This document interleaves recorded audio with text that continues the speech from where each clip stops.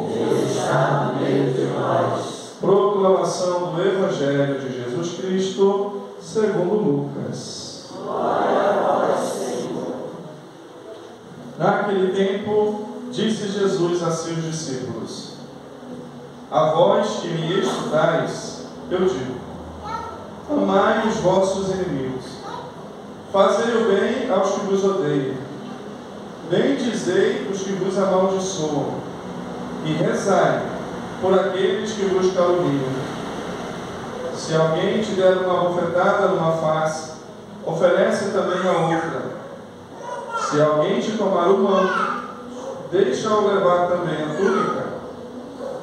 Dá a quem te pedir. E se alguém tirar o que é teu, não peças que o devolva. O que vós desejais que os outros vos façam, fazei-o também vós a eles. Se amais somente aqueles que vos amam, que recompensa tereis? Até os pecadores amam aqueles que os amam. E se fazeis o bem somente aos que vos fazem o bem, que recompensa tereis? Até os pecadores fazem assim. E se emprestais somente àqueles que esperais receber, que recompensa tereis? Até os pecadores emprestam aos pecadores, para receber de volta a mesma quantia. Ao contrário, amai os vossos inimigos, fazei o bem e emprestai, sem esperar coisa alguma em troca. Então, a vossa recompensa será grande, e sereis filhos do Altíssimo, porque Deus é bondoso também para com os ingratos e os maus. Sede misericordiosos, como também vosso Pai é misericordioso. Não julgueis, e não sereis julgados. Não condeneis, e não sereis condenados. Perdoai, e sereis perdoados. Dai, e vos será dado. Uma boa medida, calcada, sacudida, transbordante, será colocada no vosso colo. Porque com a mesma medida com que medistes os outros, vós também sereis medidos. Palavra da salvação.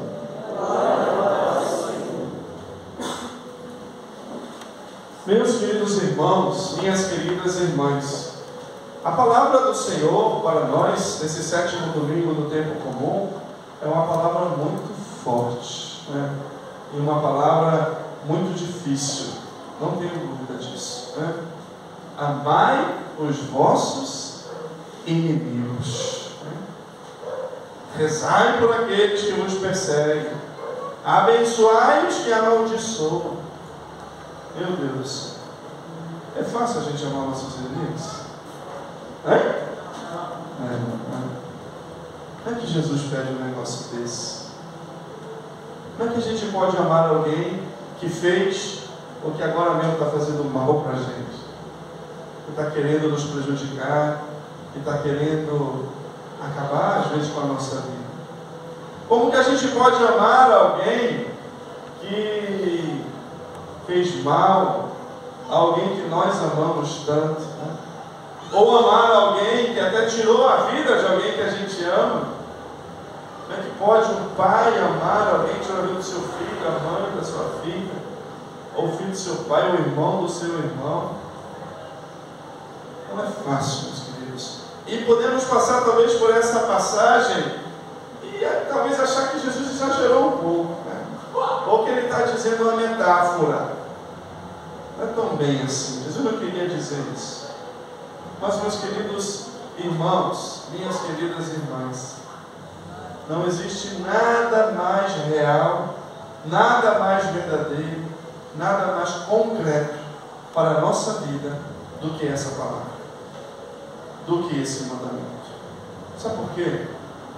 Porque no mundo que nós vivemos já existe demasiada violência, já existe demasiado ódio, demasiada vingança, demasiado mal. E essas realidades, meus queridos, queridos, o mal, ele só pode ser vencido com uma outra realidade, com o plus do amor, com o plus do bem. Somente com o amor, somente que o mal pode ser vencido. Qual foi a guerra que trouxe uma paz para o mundo duradoura? Toda guerra não traz paz. A guerra traz mais violência, a guerra traz mais dor, a guerra traz mais morte, traz mais injustiça. Numa guerra sempre sai um vencendo e o outro derrotado, perdido, magoado, com desejo de vingança e de retomar um dia aquilo que perdeu. Uma guerra não traz a paz, meus queridos. O que pode trazer a paz é exatamente isso que Jesus nos disse no Evangelho, a capacidade de responder ao mal, aos nossos inimigos, com o amor, com o bem, com a misericórdia. Foi assim que Jesus venceu o mal. Jesus venceu o mal pegando uma espada. Jesus venceu o mal querendo vingança. Jesus venceu o mal entregando a sua vida numa cruz por amor e dizendo: Pai, perdoa-lhes, porque eles não sabem o que fazem. Foi assim que Jesus venceu o mal. E é somente assim, meus queridos, que nós também seremos capazes de vencer o mal que nos cerca e os nossos inimigos que querem nos derrotar, com amor. O Senhor, Ele nos dá graça. O Senhor, Ele nos deu o exemplo. Portanto, meus queridos, vamos pedir a Deus isso para nós nessa celebração. Repito, não é utopia, não é uma metáfora, não, é a mais pura realidade. É isso que o Senhor deseja de nós, que nós sejamos capazes de pagar o mal com o bem. Que nós sejamos capazes de amar os nossos inimigos, que nós sejamos capazes de perdoar. E nós somos capazes. Basta a gente olhar para a nossa vida, basta a gente olhar para a nossa história. Lembra a história de uma senhora que era ministra da Eucaristia numa cidade pequena, acho que é Minas Gerais, e que uma noite um filho dela saiu com um amigo, e esse amigo estava armado. No final do bairro, não sei por que motivo, esse amigo foi e matou o filho dele. Assassinou. Né? Por um motivo banal, besta. E essa mulher teve que enterrar o seu filho, tinha 18 anos na época. E essa mulher, meus queridos, desde que esse rapaz que matou o filho dela foi preso, toda semana aquela mulher na prisão visita aquele rapaz. Levar uma comida gostosa, e dar um carinho, e dar um abraço, e levar o amor de Deus para ele. E quando aquele rapaz saiu da cadeia, aquela mulher adotou aquele rapaz. Nós somos capazes assim, Deus, quando deixamos a graça de Deus agir na nossa vida. Nós somos capazes, se a gente olhar para a nossa própria vida, se a gente olhar para a nossa própria história, quanto nós já não fizemos? Quantas vezes nós, com as nossas escolhas erradas, com os nossos pecados, nós devolvemos a Deus o bem que Ele nos dá com o mal? Com escolhas erradas, quantas vezes nós já não traímos a confiança no Senhor, já não pagamos para Ele o mal, escolhemos tirar outros caminhos, escolhemos muitas vezes viver de acordo com aquilo que a gente acredita e não de acordo com a sua vontade. Quantas vezes nós já fizemos o Senhor sofrer? Quantas vezes nós continuamos crucificando o Senhor na nossa vida? Quantas vezes? E como o Senhor nos trata? Sempre. Como? Com misericórdia. Sempre. O Senhor é bondoso e compassivo. Como diz, está o Oriente e do Ocidente, Ele afasta de nós, para longe dele, os nossos crimes, os nossos erros. É com misericórdia que o Senhor nos trata. E é assim que Ele deseja que nós tratemos aqueles que nos perseguem, aqueles que querem acabar com a gente. Vamos pedir ao Senhor esse dom e essa graça para nós. Não é fácil, eu sei disso. E sem dúvida nenhuma, a justiça tem que ser feita. Quando alguém faz um mal para a gente, tem que pagar. Nós temos que ir na justiça. Mas aí entra um outro ponto, que é outra coisa tão difícil que Jesus nos pede hoje também. Não julgueis e não sereis julgados, meu Deus do céu. Como é difícil a gente não julgar alguém, as pessoas, as suas atitudes. Como é fácil a gente julgar e condenar, meus queridos. Não existe nada mais injusto. E nós podemos cair em muitas injustiças quando nós queremos e nós julgamos alguém, quando nós condenamos alguém. Sabe por quê? Porque só quem pode julgar é Deus.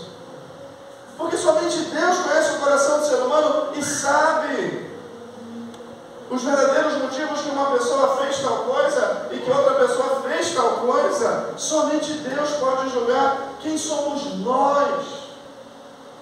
Nós, muitas vezes, quando temos que nos julgar por alguma coisa de errado que nós fizemos, nós vamos lá consultar o nosso coração e vamos dizer: mas eu fiz por causa disso, mas por que aconteceu aquilo outro, mas por que aquilo ali, mas eu não tive culpa. A gente vai tentando dar desculpa a gente mesmo pelos erros que nós cometemos.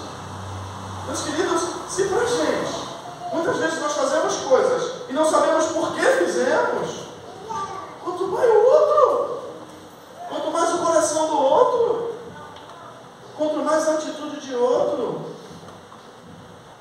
nós sempre seremos injustos quando nós julgamos alguém. Ainda mais quando nós condenamos alguém. Porque o juízo pertence a Deus, mas a condenação nem a Deus pertence. Quem condena é o diabo. Nem a Deus, Deus não condena ninguém. Ninguém. Quem somos nós para condenar alguém? Não julgueis e não sereis julgados. Não condeneis e não sereis condenados. Perdoeis e sereis perdoados. Isso é muito real, queridos.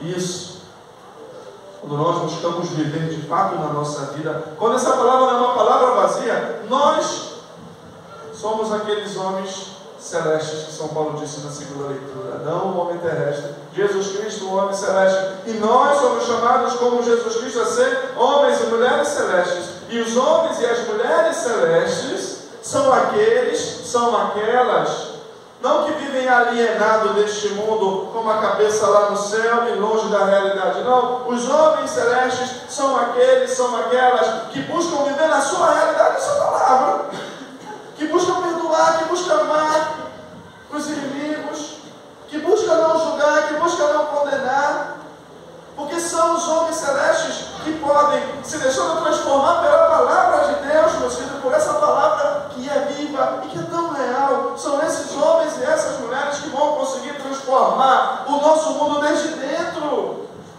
que vão conseguir dar cada dia com as suas respostas uma paulada no mal, uma paulada na violência, porque ela vai ser uma pessoa de paz, ela vai ser uma pessoa de amor, ela vai ser uma pessoa de Deus. É isso que o Senhor pede de nós. São esses os homens e as mulheres celestes. É essa a grande revolução que Jesus veio trazer.